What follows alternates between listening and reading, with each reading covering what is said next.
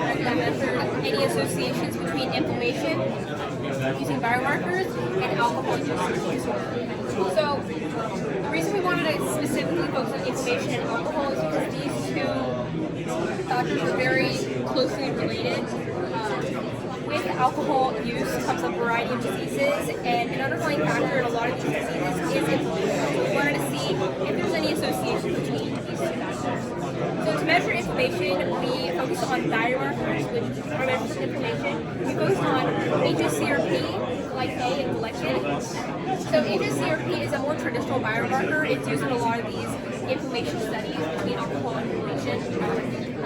But it does have some limitations, which is where we try to bring in lectin and glycan. And these two biomarkers are more novel, they're not as well studied, but they may offer more temporally stable measures of inflammation in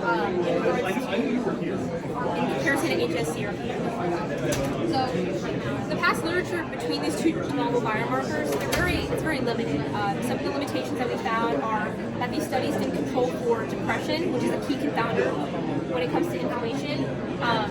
They did not have diverse cohorts, most of these cohorts were Caucasian, white, and they also didn't differentiate between past drinkers and never drinkers, which can lead to something called the single quitter phenomenon, which I will get into. So let's get more into our analyses and our methods. We used data from the Dallas Card Study Phase 2, which had about 2,000 participants, and the Dallas Card Study intentionally oversampled for Black participants, which is where we kind of got a more equal playing field in regards to diversity. So we measured alcohol in two different ways. We measured it as a categorical variable and as a continuous variable. So we had 5 categories. We split never and past, which is especially important. And then for our continuous variables, we just had a measure of drinks per week that we got from the survey data in DHS2.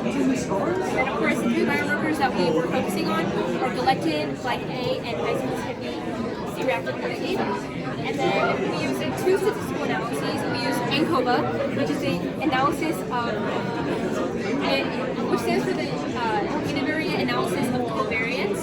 And in this we used our categorical variables, the 5 alcohol use groups. And then we used linear regression, which is our continuous variable analysis. So for ANCOVA, what we found was that the lectin was the only inflammatory biomarker that had a significant association. So we looked a little bit more into the lectin. Again, this is a novel biomarker. So the lectin, with our pair-rest comparisons, This is your film? yes. Can I get a quick picture? Yeah.